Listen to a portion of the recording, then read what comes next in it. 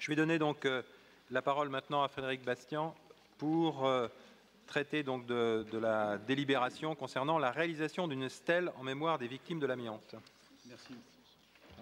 Merci, Monsieur le maire. Donc l'association ADEVA a sollicité la ville de Cherbourg il y a quelque temps pour ériger une stèle en mémoire des victimes de l'amiante. Donc on a, avec l'association, réfléchi un petit peu à comment on aurait pu faire participer un artiste local avec aussi des élèves d'un lycée, notamment technique, eu égard à la symbolique qui va beaucoup plus largement que sur la question de l'amiante, qui va tout simplement aussi sur la question des maladies professionnelles. Donc, on a établi un cahier des charges en concertation avec l'association et lancé un appel d'offres en procédure adaptée. Donc, il y a une seule proposition qui s'est faite jour, qu'il s'agit donc d'une œuvre originale qui est proposée par Christine Larivière, qui représente un monument composé d'un cadre de verre posé sur un socle de béton et rempli de différents casques de chantier. Le cadre de verre, en fait, représente vous l'aurez compris, un cercueil et rempli de différents casques de chantier symbolisant les divers corps de métier du bâtiment. Donc pour une valeur de 22 792 € TTC. Le conseil municipal, lors de la séance du 31 mai 2013, a autorisé le maire à solliciter les subventions les plus larges et le plan de financement qui est proposé s'établit, comme il est indiqué sur la délibération, la communauté urbaine de Cherbourg à hauteur de 10 000 €, la réserve parlementaire de Madame la députée à hauteur de 5 000 € et la ville de Cherbourg à hauteur de 7 792 €. Donc on demande au conseil municipal de décider de prendre acte de l'octroi de la subvention de 5 000 € de la réserve parlementaire, de prendre acte de l'octroi de la subvention de 10 000 € de la communauté urbaine de Cherbourg, d'adopter le plan de financement présenté dans cette délibération et d'inscrire cette demande au budget communal. Okay. Une demande d'intervention. Oui, ce sont juste des précisions, oui, puisqu'on peut se féliciter quand même de ne pas oublier les victimes de l'amiante, surtout dans notre bassin d'emploi où tout le monde est touché de près ou de loin. Nous nous posions juste la question, est-ce qu'on n'aurait pas pu aussi passer par l'intermédiaire de l'école des beaux-arts pour la réalisation de cette œuvre, puisqu'on veut toucher justement le maximum de personnes, les jeunes, leur faire connaître ce problème sur l'amiante qui perdure encore dans certains établissements, puisque j'ai souvenir que c'est reconnu juste au sein de DCNS, mais dans les entreprises privées c'est nettement plus difficile.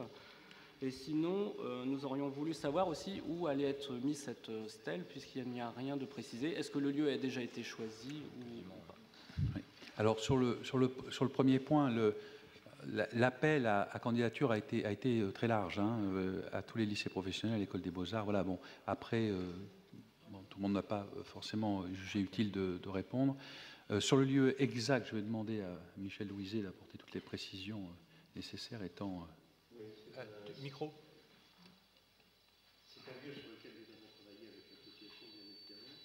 Et nous avons essayé de retrouver, de chercher une centralité, un lieu qui ait un peu d'intimité également. Et nous avons proposé, avec les membres de l'association, de pouvoir mettre ce monument sur le petit square qui est juste derrière le bastion Chantraine. Donc tout l'espace vert qui est entre la piscine et la Cadevoie, donc il y a un endroit qui a été retenu et à mon avis ça devrait donner satisfaction à tout le monde. Okay. Je propose de soumettre aux voix cette délibération. Qui vote contre? Qui s'abstient? Délibération adoptée à l'unanimité et je vous en remercie. L'association 40 en chat. Alors 40 en chat, ce n'est pas... c'est 40 ans, je crois. Oui. C'est 40 ans, mais oui. Je crois que... C'est la ville de 40 ans. Voilà. Voilà. Bon. Mais dans cette salle, il y a quelqu'un qui vient d'avoir 42 ans, je crois, aujourd'hui. Donc, s'il veut se dévoiler, il se dévoilera lui-même. Et on lui souhaitera un bon anniversaire collectif. Bon. Donc, restons sur 40 ans. En attendant les 42 ans, donc, la collectivité a été interpellée par le service de médecine scolaire sur la présence de cas de teigne dans différentes écoles du territoire. Donc, vous avez les différentes écoles qui ont été concernées. Et cette maladie est contagieuse et s'attrape à contact direct avec les animaux. Donc il y a pas mal les chats errants, les enfants qui caressent, et hop, c'est parti. C'est assez compliqué à traiter, en fait, c'est assez pénible. Donc les services de la collectivité, quand on est saisis, se sont mis en relation avec les services de l'éducation pour un petit peu de l'éducation nationale, pour un petit peu mettre en œuvre les services d'éducation de la ville, pour mettre en œuvre différentes actions pour pouvoir lutter contre la prolifération de cette maladie. Donc il y a eu une démarche d'abord d'information, de transmettre des éléments d'information par le biais de courriers, d'affiches et de plaquettes, notamment aux habitants des quartiers des écoles concernées. Et il y a un article du Code rural qui précise que le maire peut, par arrêté, à son initiative ou à la demande d'une association de protection des animaux, faire procéder à la capture de chats non identifiés, sans propriétaire ou sans détenteur, vivant en groupe dans des lieux publics de la commune, afin de faire procéder à leur stérilisation et à leur identification conformément à l'article machin, préalablement à leur relâche dans ces mêmes lieux. Cette identification doit être réalisée au nom de la commune ou de la dite association.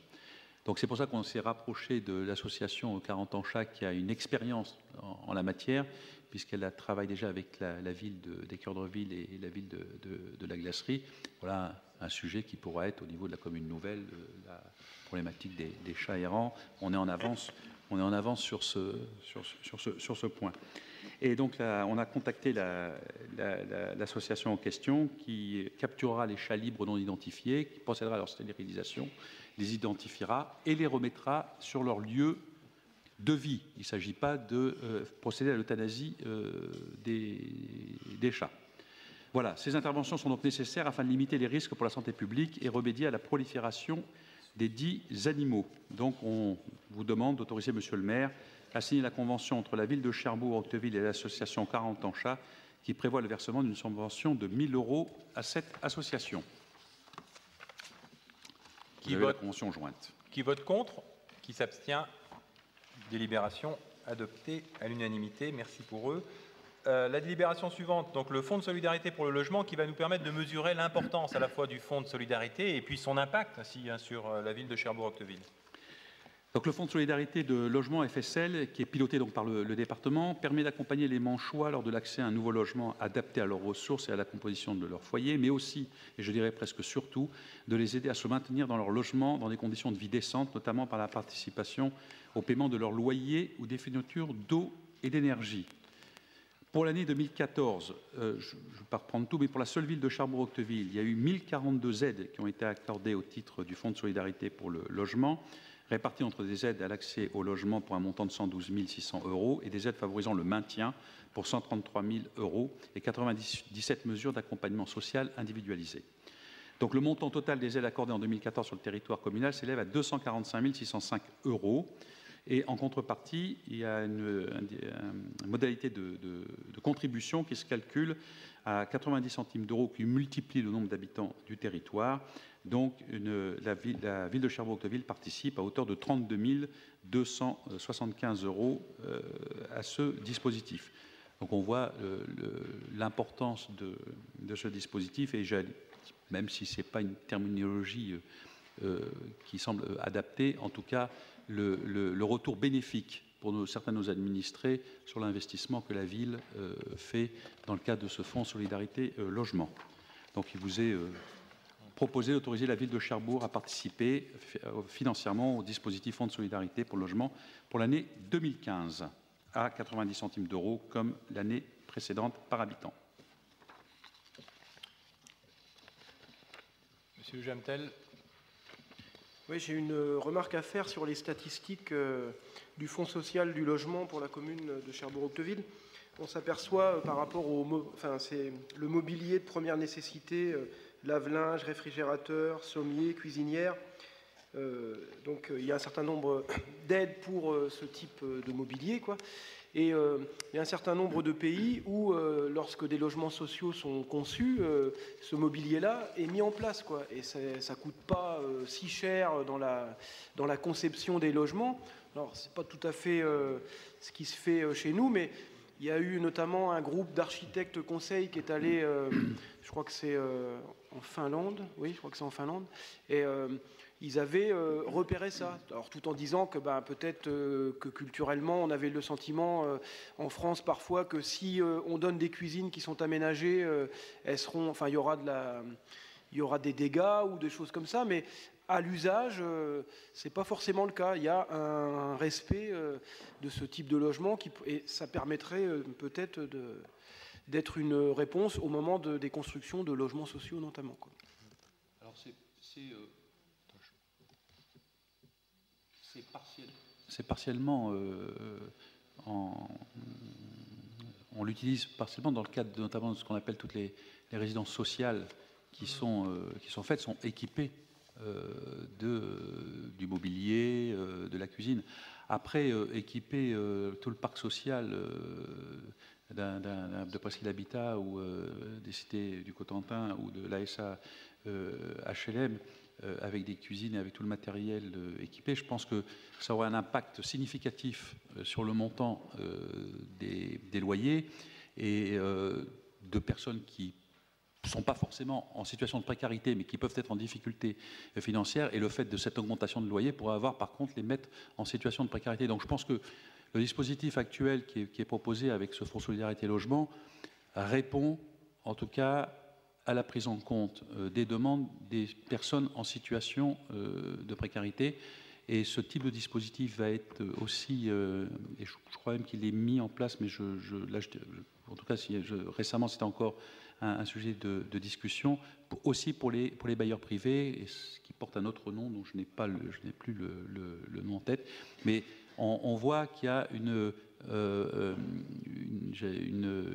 priorisation des personnes en situation de précarité pour ce type d'aide, et que le fait de le généraliser à l'ensemble des logements d'un parc social pourrait avoir un impact significatif sur le montant des loyers pour les personnes habitant ces logements sociaux. Oui, puis on arrive toujours à trouver des solutions individuelles, parce qu'il y a aussi, là où le dossier est un peu complexe, c'est qu'on passe en meublé, hein, où on change de statut par rapport au logement, donc en fonction de son degré d'équipement. C'est notamment une des problématiques qui avait été posée pour le logement étudiant d'ailleurs qui est équipé souvent par le biais du soutien de la communauté urbaine de Cherbourg. Monsieur Jamtel, je vous redonne la... Réaménager tout le parc immobilier du Nord-Cotentin, mais c'est par rapport aux constructions à venir. C'est-à-dire que dans les constructions à venir, dans les zones d'aménagement concerté, ça pourrait faire partie du cahier des charges de la... Voilà, c'est plutôt comme perspective à venir. Bon, ok. Par rapport à cette délibération, qui s'abstient, qui vote contre, délibération adoptée à l'unanimité. La convention suivante, donc c'est la convention d'objectifs avec l'association pour la gestion du foyer des jeunes travailleurs. Il s'agit d'autoriser Monsieur le maire à renouveler cette traditionnelle convention d'objectifs entre la ville de Cherbourg et le foyer des jeunes travailleurs, et d'autoriser Monsieur le maire à signer cette convention. Voilà, foyer des jeunes travailleurs qui remplit pleinement son rôle, parce que je crois qu'il a, lui, un taux d'occupation qui est quasiment proche de 100%, et aussi qui est un outil de formation au service de l'insertion de nos jeunes. Et d'accompagnement. Qui vote contre, qui s'abstient, délibération adoptée à l'unanimité.